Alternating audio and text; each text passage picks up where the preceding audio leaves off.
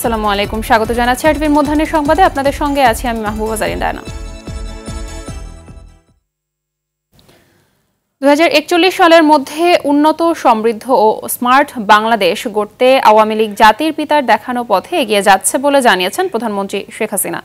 সকালে রাজধানীর রমনা ইঞ্জিনিয়ার ইনস্টিটিউশনে অর্থনীতি সমিতির 22তম দ্বিবার্ষিক সম্মেলনে একথা জানিয়ে তিনি বলেন, নিজের মর্যাদা নিয়ে চলার সক্ষমতা অর্জন করা বাংলাদেশ কারো করুণার পাত্র হতে চায় না। প্রধানমন্ত্রী বলেন, বাজেটে যেটা দেয়া হবে সেটাই বাস্তবায়ন করা হবে। তবে বৈশ্বিক পরিস্থিতির বাস্তবতায় কৃচ্ছ্রতা সাধনের কারণে জিডিপি সাময়িক কিছুটা কমলেও সেটাও কাটিয়ে ওঠা সম্ভব হবে।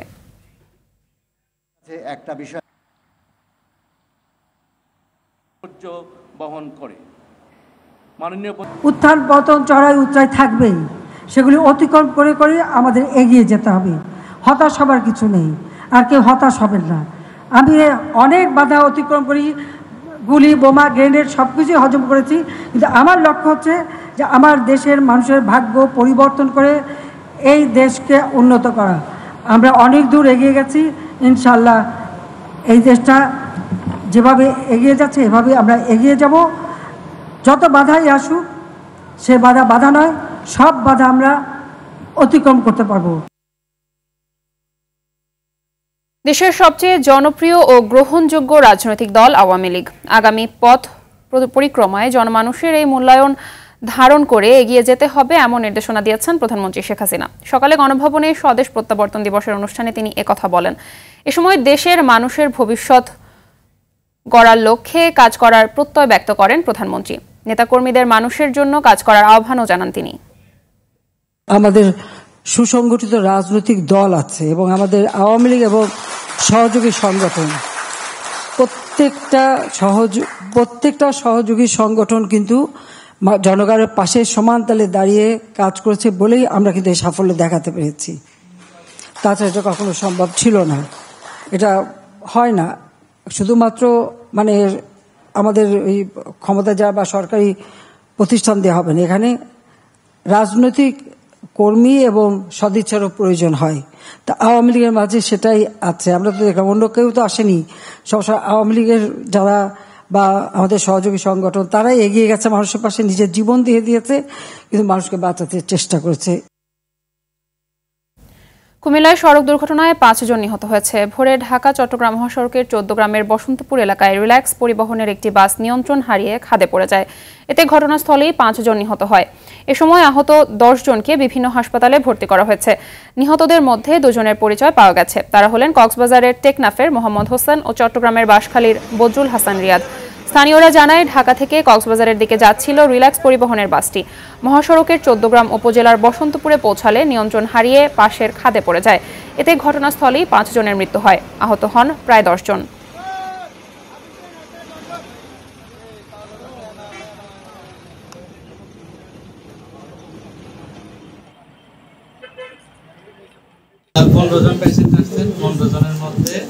আপনার 5 জন হচ্ছে ঘটনাস্থলে মৃত্যুবরণ করছে, ওনাদেরকে আমরা ব্লডের হিসেবে পাইছি, মানে আসার সাথে মৃত্যুবরণ ওখানে। আর বাকি 10 জনের মধ্যে 7 জনকে আমরা হায়ার সেন্টারে প্রাথমিক চিকিৎসা দিয়ে বাসায় পাঠাইছি, আর বাকি 3 জনকে আমরা চিকিৎসার জন্য হায়ার সেন্টারে রেফার করেছি। দর্শক, এই মুহূর্তে কুমিল্লা থেকে সরাসরি যোগ দিচ্ছেন সহকর্মী আবুল খায়ের।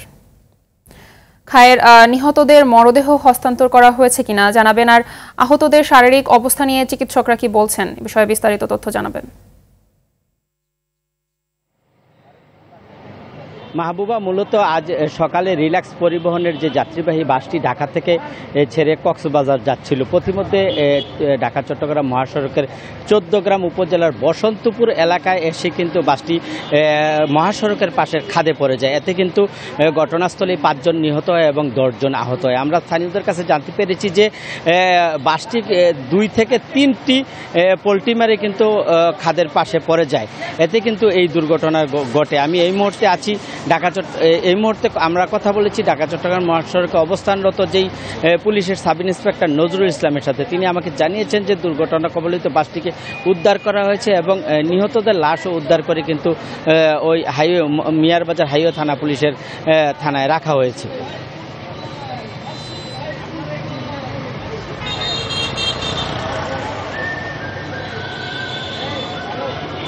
ধন্যবাদ আপনাকে। রাজধানীর বাসাবোতে 10 তলা ভবনের উপর থেকে মাচা ভেঙে পড়ে 2 জনের মৃত্যু হয়েছে। নিহতরা সবাই নির্মাণ শ্রমিক। সকালে বাসাবো মায়াকানন মসজিদের পেছনে একটি নির্মাণাধীন ভবনে এ ঘটনা ঘটে। নিহতদের পরিচয় এখনো জানা যায়নি।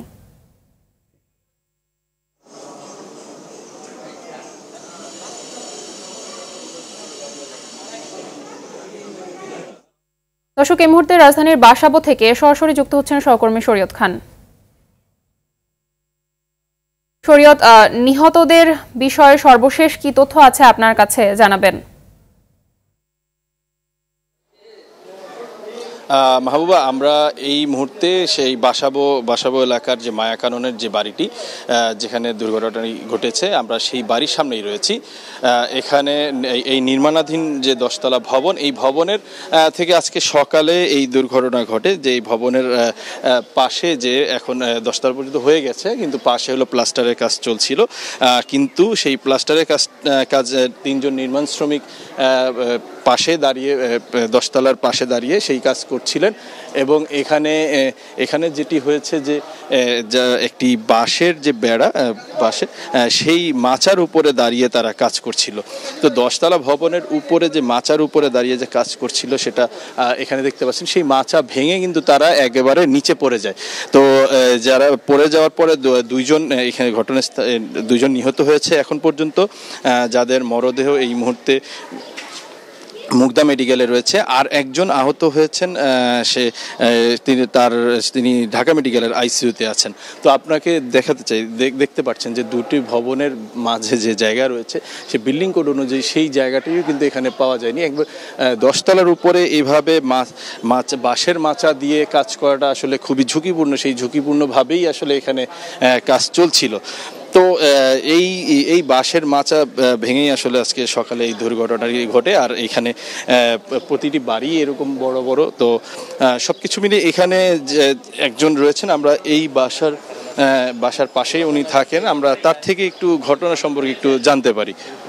তো আসলে আপনারা কি শুনেছেন এই ঘটনা নিয়ে, আর কি জানতে পেরেছেন? আমরা ঘটনার ভিতরে আমি ছিলামও না, আমি আইসা যতটুক দেখছি আমি সঠিক বলতে পারবো। আমি আসার পরে দেখছি ওইখানে রক্তমুক্ত পড়া আছে ছিল, ঢাকা রাখছে রক্তটার, বালু দিয়ে ঢাকতেছে অনেক রক্ত। তারপর আমি জিজ্ঞাসা করলাম এখানে কি হয়েছে, অনেক মানুষ জড়ো হয়ে গেছে, কি হয়েছে? এখানে ছাদের থেকে 3 জন লোক পড়ে গেছে 10 তলাতে, পইরার সাথে সাথে 2 জন মারা গেছে আর একজন আহত হয়েছে। সে বাসে কিনা মরে সেটা বলতেই না, সাথে সাথে মুগদা মেডিকেল নিয়ে গেছে। তার আমি 5 মিনিট পরে আইছি আর কি, নেওয়ার 5 মিনিট পরে। তো মাহবুবা, শুনলেন যে এখানে আসলে সকালবেলা এই গলিটাতে এখানে তেমন কেউ ছিল না। যারা এখানে ছিল তারা সবাই, যারা আহত হয়েছেন তাদেরকে নিয়ে হাসপাতালে গিয়েছে। তো এখন পর্যন্ত এই ছিল এখানকার সর্বশেষ পরিস্থিতি। মাহবুবা, ধন্যবাদ আপনাকে। প্রতিনিয়ত বাড়ছে মাছ, মাংস ও ডিম সহ নিত্যপণ্যের দাম। এ অবস্থায় আমিষের চাহিদা মেটাতে হিমশিম খাচ্ছে সীমিত আয়ের মানুষ। সপ্তাহের ব্যবধানে ব্রয়লার মুরগি কেজিতে বেড়েছে 20 থেকে 30 টাকা, সঙ্গে বেড়েছে ডিমের দাম। কিছুদিন আগেও যে ডিম 35 থেকে 40 টাকা হালি বিক্রি হচ্ছিল, তা এখন বিক্রি হচ্ছে 50 টাকা। ভারত থেকে পেঁয়াজ আমদানি শুরু হলেও প্রভাব নেই বাজারে, বরং 5 দিনের ব্যবধানে কেজিতে দাম বেড়েছে 10 টাকা। কোরবানির ঈদ সামনে রেখে যৌক্তিক কারণ ছাড়াই বেড়ে চলেছে সব ধরনের মশলার দাম। গরুর মাংস বাজার ভেদে 770 থেকে 800 টাকা কেজি দরে বিক্রি হচ্ছে। কেজিতে 100 টাকা বেড়ে খাসির মাংস বিক্রি হচ্ছে 1200 টাকা কেজি দরে।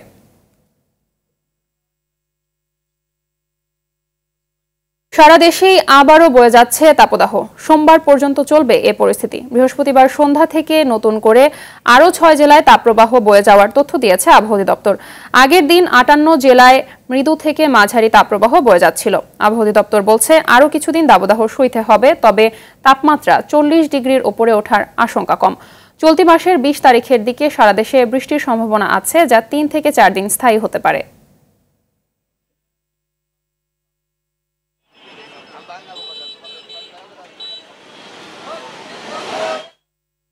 তীব্র তাপদাহের বিষয়ে জানাতে মেহেরপুর থেকে সরাসরি যুক্ত হচ্ছেন সহকর্মী মাজেদুল হক মানিক। আবার তো সারা দেশে কিছুদিন স্বস্তির পরে তাপদাহ শুরু হয়েছে, তো এই অবস্থায় মেহেরপুরে আসলে জনসাধারণের কি অবস্থা দেখতে পাচ্ছেন?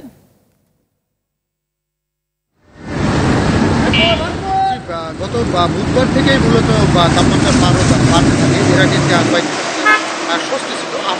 আজকে সকালের চিত্রই যদি বলি তাহলে আজ শুক্রবার যেহেতু দোকানপাট বন্ধ থেকে রাস্তাঘাটে যানবাহন বা মানুষের নিত্য বা দিনের যে কাজ সেই কাজটা একটু কম থাকে মানুষের, তারপরেও শুক্রবারে কিন্তু এক শ্রেণীর মানুষ তারা বের হন বিভিন্ন কাজে, পারিবারিক কাজে, ব্যক্তিগত কাজে, সেই শ্রেণীর মানুষ যারা বের হয়েছে তাদের সংখ্যাও কিন্তু রাস্তাঘাটে কম। আমরা খুব সকাল থেকেই দেখেছি যে রাস্তাঘাটে লোকজন ছিল, তারপরে সূর্য ওঠার সাথে সাথে যখন রোদ বাড়তে থাকে এবং তাপমাত্রার পারদ যখন বাড়তে থাকে তখন কিন্তু স্বাভাবিক কারণেই মানুষজনের চলাফেরা কিন্তু বন্ধ হয়ে যায়। আমরা নিম্ন আয়ের এবং খেটে খাওয়া মানুষের সাথে কথা বলেছি, মাঠে চাষিদের সাথে কথা বলেছি, তারা এই অব্যাহত তাপ প্রভাবে কারণে এবং ভ্যাপসা গরমে অতিষ্ঠ, আবার থেমে থেমে কিন্তু লোডশেডিংও শুরু হচ্ছে। সেই কারণেই কিন্তু এখানে যে বিভিন্ন শ্রেণী পেশার মানুষ যারা বাইরে কাজে বের হন তারা কিন্তু চরম অস্বস্তিতে রয়েছেন এবং এক প্রকার বিপর্যস্ত অবস্থার মধ্যে দিয়েই পার করছেন। এই ছিল তাপমাত্রা নিয়ে।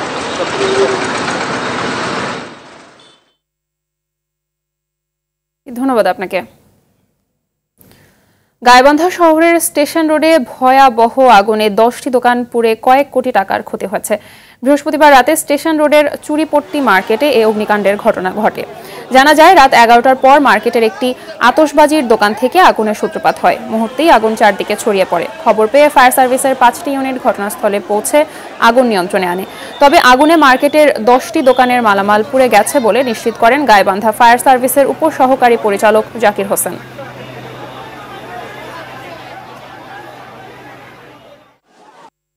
খেলার খবর, ক্রিকেট। টি-20 বিশ্বকাপ ও দ্বিপাক্ষিক সিরিজে অংশ নিতে যুক্তরাষ্ট্রে পৌঁছেছে বাংলাদেশ জাতীয় ক্রিকেট দল। শুক্রবার বাংলাদেশ সময় ভোর 4:20 টেক্সাসের হিউস্টনের জর্জ বুশ ইন্টারন্যাশনাল এয়ারপোর্টে অবতরণ করে টাইগারদের বহনকারী বিমানটি। এর আগে বুধবার মধ্যরাতে যুক্তরাষ্ট্রের উদ্দেশ্যে ঢাকা ছাড়ে বাংলাদেশ ক্রিকেট দল। টি-20 মহা আসর শুরুর আগে যুক্তরাষ্ট্রের কন্ডিশনের সাথে মানিয়ে নিতে স্বাগতিকদের সঙ্গে 3 ম্যাচের টি-20 সিরিজ খেলবে বাংলাদেশ। এরপর 8 জুন শ্রীলঙ্কার বিপক্ষে ম্যাচ দিয়ে বিশ্বকাপ মিশন শুরু করবে শান্তরিয়াদরা। মধ্যাহ্নের সংবাদ এ পর্যন্তই। সবশেষ সংবাদ জানতে যে কোনো মোবাইল ফোন থেকে 24141 নম্বরে ডায়াল করুন। দুপুরের সংবাদ 1:45টায় দেখার আমন্ত্রণ রইল। ধন্যবাদ সবাইকে।